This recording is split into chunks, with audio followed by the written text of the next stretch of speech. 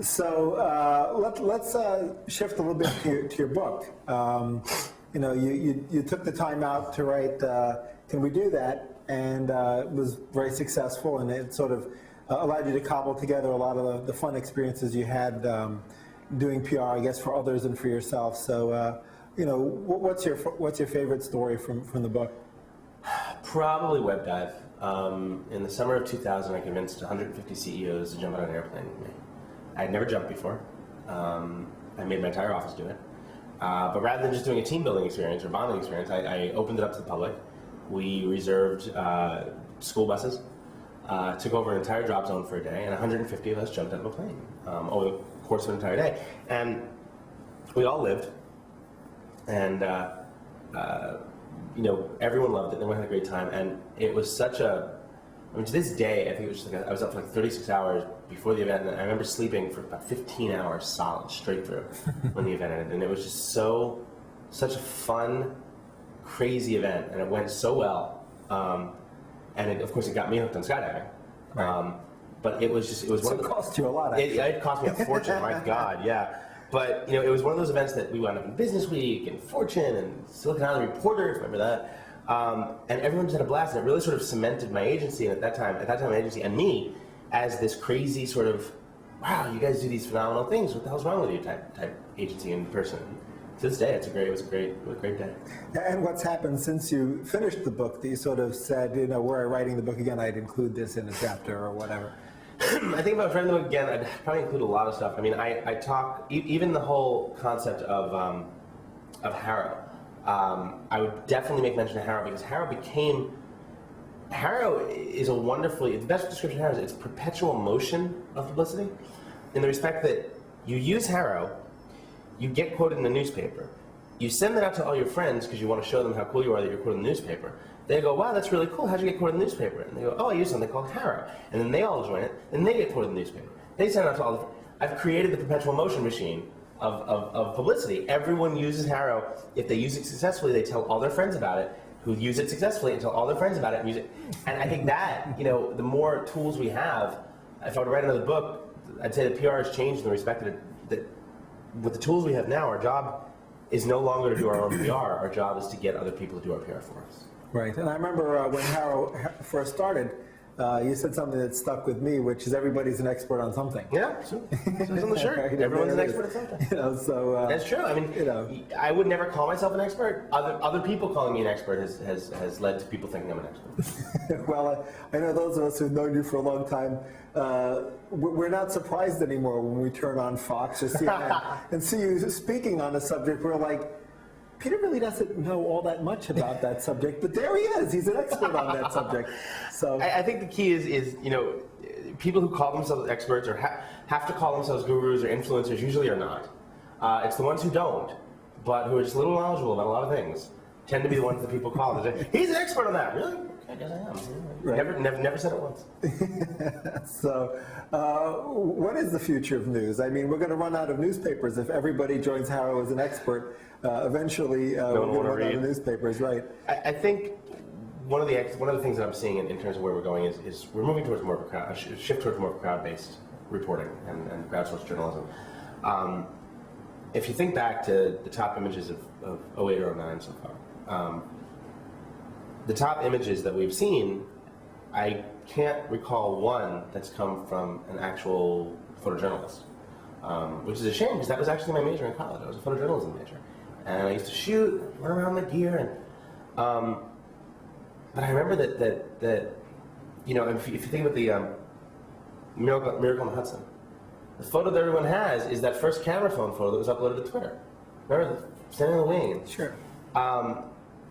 And you look now at websites like Break.com and Nothing Toxic and Inhumanity, and they're nothing more than user-generated content because someone happened to be running a camera that caught an explosion or a crash or whatever. And we're moving towards an environment that likes to get their news in those little 15-second microbursts. Where does that leave the journalist? I think the journalist is adapting to, with tools like HARO and Twitter and Facebook, the journalist is adapting to be able to produce a better quality product, a better quality of news by using their own skills as journalists and tapping into that resource of the crowdsourced information. Well, certainly the person, which I hate to use the word serendipity, but the person who just happened to be closest to some kind of a tragedy, obviously, is the one who captures that shot that makes it onto the front, CNN or the front cover of the next day's newspaper.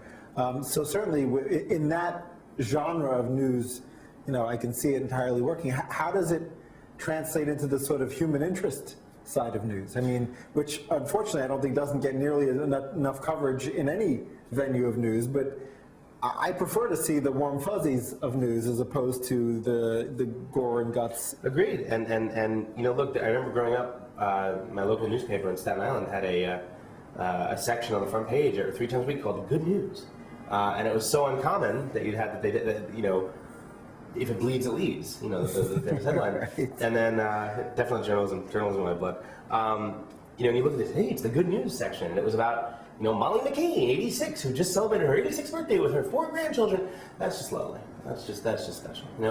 And then right above the fold, 56 people died when a manatee went. So what do we like to see? And I don't think we're going to change as a culture. It's nice that we like to see the warm fuzzies, and I'm sure we will continue to see them. And there'll be websites dedicated to them. Hey, I'm a fan of logcats.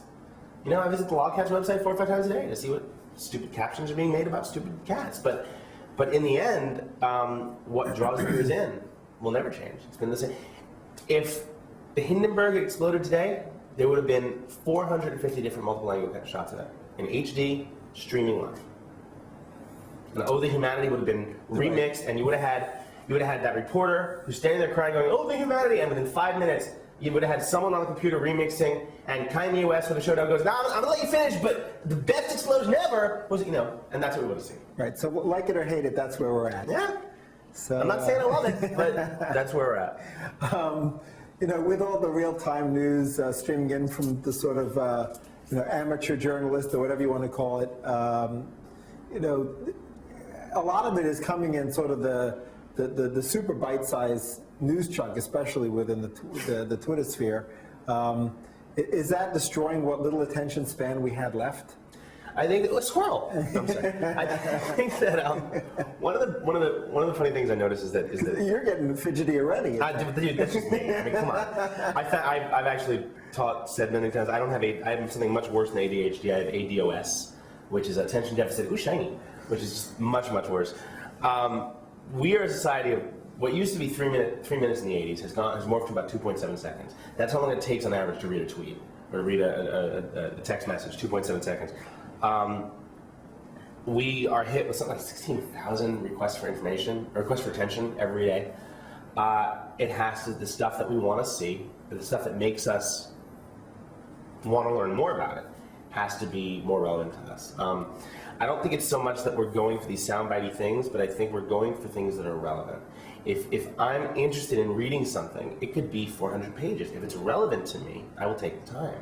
So I think as a society, we're getting, I hesitate to say better, but I think we're getting much better at being able to more quickly dismiss what's not relevant to us.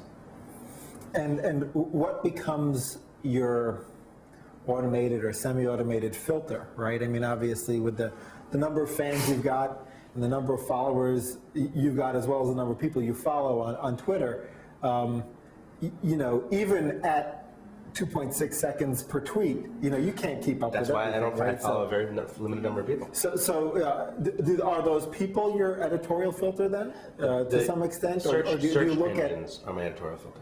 When I need to find something, I search on a term.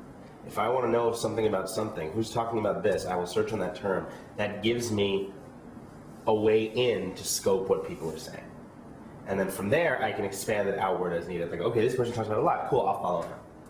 So I use Twitter a little differently. Yeah, so for you, whether it's the search function at Twitter or your favorite search engine, Google, Bing, whatever, that puts them in an incredibly powerful position for you. It does. I mean, they are your the filter gatekeepers. Yeah. and the gatekeeper to what you see, what you don't see, that's actually mind-boggling when you think about the number of people who search every day. Well, and those search engines have become those people's filter for commercial content, editorial content, news, pretty much everything. Scary. Imagine, no one's done this yet, but can you imagine what happens when people start figuring out ways? I guarantee there'll be suckers that are willing enough to buy this. People will figure out ways to monetize, that they have a new strategy that'll help you have a better search ranking on Twitter. You know, by using this word in the beginning of your, I'm like, I weep for that day. There are people already gaming that. Very sad. Unfortunately. Well, if you look, yeah, every trending topic now is trending about 30 seconds before it starts being trended to spammers. Right, exactly. So great, I appreciate you coming in and chatting about everything that's going on for you and within the marketing ecosystem. Cool. Thanks a lot. My pleasure.